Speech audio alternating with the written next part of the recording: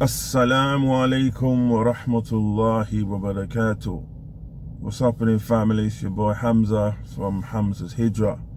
Hope you all been doing well. A couple of videos ago, I ended my story with obviously the results of me informing my family, and how I believe at the time I transitioned from just taking this Hijrah thing as the excitement and the enthusiasm of just living around the Muslims, and now how I felt and I believed that now, after taking everything into perspective concerning obviously informing my family, how they felt about it, how I felt about it, the emotional heartstrings, and the realization of actually what I was about to do. And don't get me wrong, it wasn't a thing where it was like, wow, now that I've declared to my family that I'm leaving, I can't turn back. So therefore, this must be for Allah. I don't think it was that simple. I don't think it was that simple. No, I don't think it was that simple. Because I could have changed my mind at any time. I made up an excuse and said, yeah, you know what, I'm gonna miss you all too much. I'm maybe in 10 years time, or maybe in 5 years time, or delayed until everybody forgot about it. But I mean, during this whole period of time, even before I had informed my family of what I was about to do, there were brothers around me that had made the Hijrah previously, and I was in contact with them, and it was, they kept informing me of all the benefits of, not just personal benefits but spiritual benefits. So along with that, of course, listening to the consistency of what everybody was saying about living in an Islamic environment, but a lot of our conversations were about how they felt they had changed, and I wanted that change. And I don't mean the changes were the cost of living, the weather, the food, the things that we hear about, oh, living in Egypt is this, living in Malaysia is that, living in Zanzibar is this. Yes, that's all well and good. But within our conversations, a lot of our conversations was how they had felt spiritually. And I yearned for that. I wanted that badly. So, and I think now that, and then obviously within a combination of now me telling my family, my nearest and dearest, I'm out, yeah, I think that was the nail in the coffin, as they say. Yeah, because even though I felt it pulled at the heartstrings, it was unnecessary, because I was now desiring to be able to feel a spiritual completeness that mimicked what I had been told by those before me who had made Hijrah. And I think that was the transition. So now it's like, okay, I've informed my brother who is a Muslim, all right, that I'm heading out. So he got my details from me, like when am I coming, this, that, and the other. And he hooked me up with a brother who was a simsar. A simsar is somebody who look, it's like what we would call an estate agent here. they look for properties for people. That was his thing. That was his profession. I think my brother and some of the other brothers who had moved previously got to know him. So he hooked me up, gave him my flight details, this, that and the other, so that the transition would be easy. Alhamdulillah, it was. I arrived in the airport.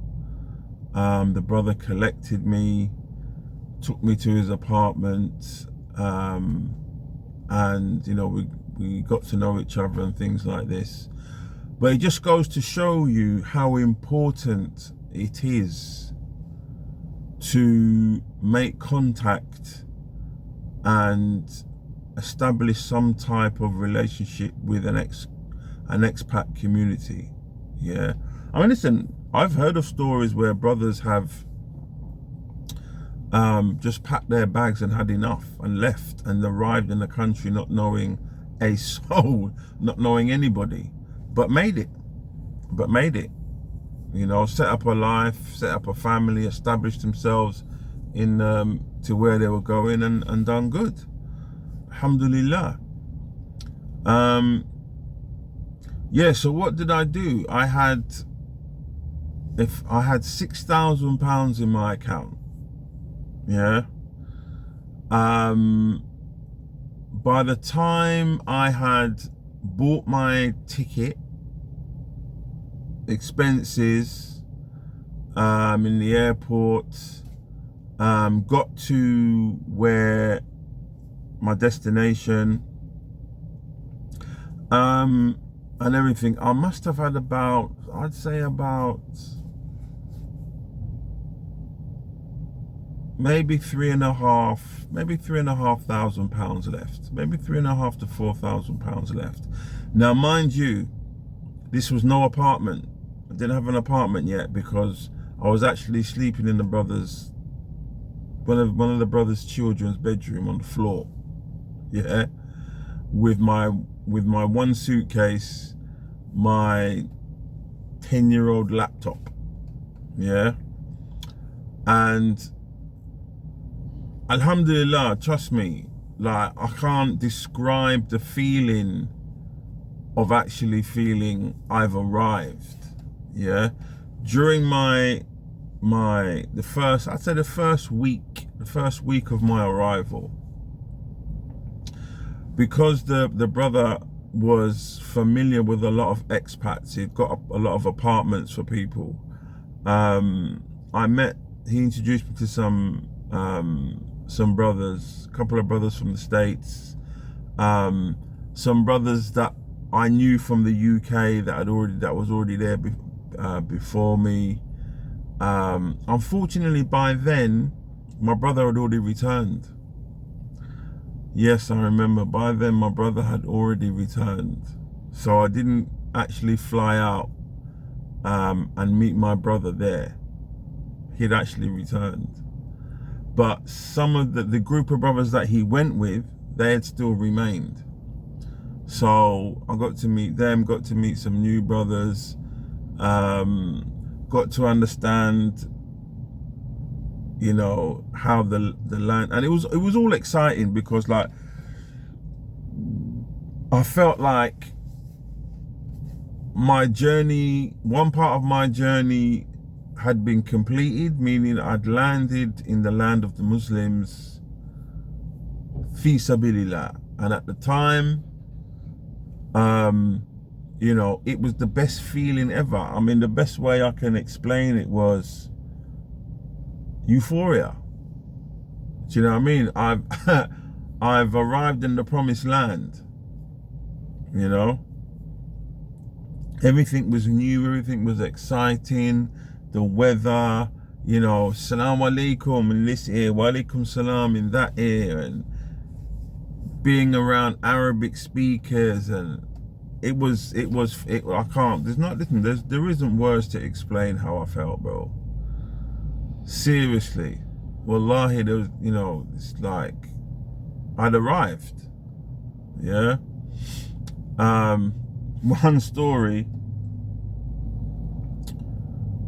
the brother was, I believe, recently divorced, and he was fending for himself. Alhamdulillah. May Allah reward that brother, because he treated me so well. And he was very, I won't say very militant, but very, as they say in Arabic, ala tool, very straight. Yeah, get up in the morning at a certain time, do this, do that by that time, do this. So anyway, one of our experiences took me to the market. In a place called Hijrah. And went into the market, and they said, like, what do you want to eat? I said, bro, I'm here, man, I'm your guest, man, I'll eat what you eat. So we went to the butcher shop. Yeah, went to the butcher shop. And in Egypt at that time, I don't know, but I suppose they still do it, but at that time, whatever you wanted was alive at the time. So you'd have cages to one side, you know, where you could buy your chickens. Anyway, the brother said to me, have you ever tasted rabbit? So I said, no, Akhi, man, I've never tasted rabbit. He said, okay, we're gonna have rabbit today. So he bought a rabbit alive. Yeah. So we were like, yeah, you want that rabbit there. So he took it round the back, and obviously the man did what he had to do, slaughtered the rabbit. It came back skinned, gutted. Yeah. When the man gave me the bag, the bag was still warm, and that was my first experience of that there. I mean, I wasn't shocked, I just thought it was a bit different. I thought, oh, okay, so this rabbit is still fresh, warm. We went home. He cut up the rabbit. Yeah. Now I'm expecting little curry powder, little cumin, little black pepper, you know what I mean, some spices. Akhi. Alhamdulillah. Listen, I'm not making fun of the brother, I'm just trying to explain my experience. Yeah.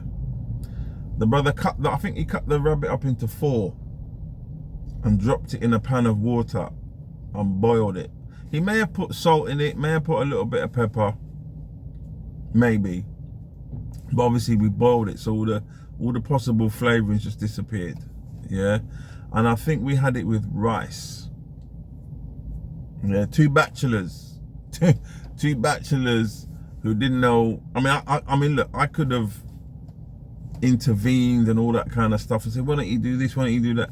But it wasn't my place to. I didn't feel it was my place to, so I didn't. So anyway, come to eat it now.